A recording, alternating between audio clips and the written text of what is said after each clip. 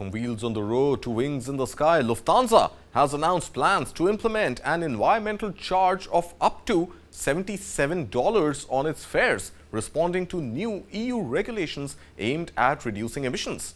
The airline's decision follows similar moves by other European carriers as the aviation industry struggles with the financial implications of meeting stricter environmental standards. More in this report. Lufthansa will add an environmental charge of up to $77 to its fares.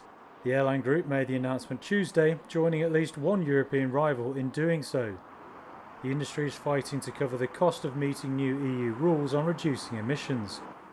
Airlines have warned regulations requiring them to use more expensive sustainable jet fuel could drive up costs. Ticket prices have already surged in recent years in the post-COVID travel boom. That's raised fears further increases could start putting travellers off from flying. The German airline group said fares will go up between €1 and €72 or $77, depending on the type of ticket. It will be on all flights departing from EU countries, Britain, Norway and Switzerland. Some of the increases are effective from this week and others from next year. Lufthansa shares were down just over 1% after the update.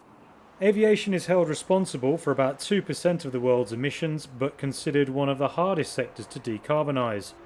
Fuel for flights can't be easily replaced with other kinds of power. European regulators introduced rules that ask fuel suppliers to ensure 2% of fuel at EU airports is sustainable aviation fuel by 2025 and 70% in 2050.